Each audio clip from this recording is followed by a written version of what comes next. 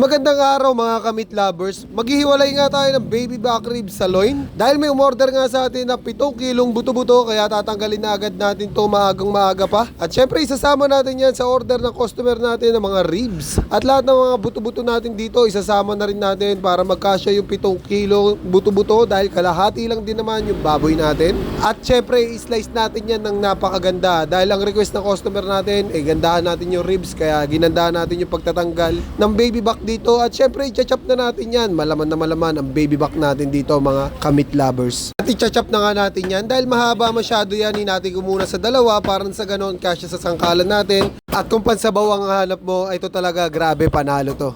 Tipong habang pinapakaluan mo pa lang, may mga kumpletong rekadong gulay, tapos may mais. Naku po, sabaw pa lang, ulam na. At syempre pwede rin yan sa ibang luto, no? Katulad ng kaldereta, adobong matanda, napakasarap talaga niyan. Talaga naman, taob ang kaldero. Sa hiwa naman, importante yung bagsak-bagsak lang ng itak para hindi masayang yung mga laman. Dito mo makikita yung tiyaga at halaga ng diskarte ng isang butcher.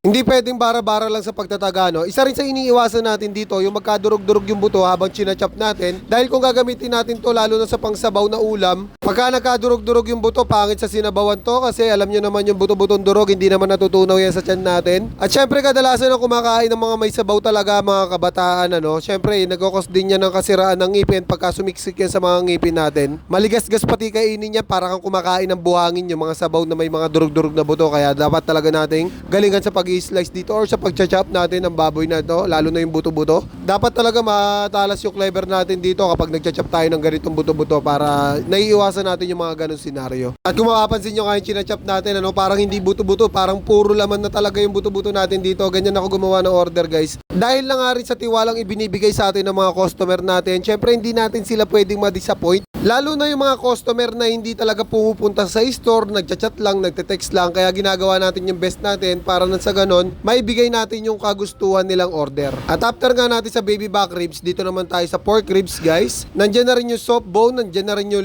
riblet, at neto yung inihiwa ko, ito yung pork neck natin, nakaparte ng pork ribs natin. Kaya i-chop na rin natin yan. Hindi sobrang malaman yung pagkakagawa dito sa pork ribs natin, dahil hindi naman ako yung nag-debone. Dahil may pumasyal din talaga sa atin dito at nag-debone na taga Tanay Rizal. Shoutout sa iyo, bossing. Maraming salamat sa tiwalang binibigay mo rin sa atin sa pagpunta rito at pagpasyal. Salamat sa effort and time. So, kita-kits ulit tayo sa mga susunod na araw. Kung hindi ka busy, pasyal ka lang dito. Practicein natin yung primal guts and deboning. At after ko mahiwa dyan yung neck or machop yung neck dyan, susunod naman natin dito yung soft bone na malaman din talaga yan, guys. Yan soft bone na yan, guys, masarap yan, lalo na kapag malambot na malambot yung pagkakaluto natin dyan, ano? Tipong humihiwalay na yung laman sa buto. Talaga naman the best yan, guys. Ang tawag nga ng iba dyan, picho, no? Sa akin, soft bone tawag ko dyan. At syempre, yung picho na ginagawa nila, kasama na sa liempo yun. Sa akin, hindi. Ginagawa ko lang buto-buto yan. Lalo na sa mga gantong special order para sa mga customer natin. Kumbaga, ito na yung isa sa pinakang promo nila or freebie nila para sa akin. Dahil isa sa pinakamasarap na parte ng buto-buto talaga tong soft bone, guys. Imagine mo yung soft bone na yan. Kung nagpe-presyo yan sa kanila ng liempo, sa akin, buto-buto lang. Malaki na yung difference agad sa presyo pa lang. Pero syempre, respeto sa lahat ng mga kapwa natin butcher at mga tindero, dahil magkakaiba naman po talaga tayo ng diskarte. Ito ay tanging diskarte ko lang po. Para sa akin kasi gusto ko, masasatisfy ko talaga yung mga customer natin at may bibigay natin yung 100%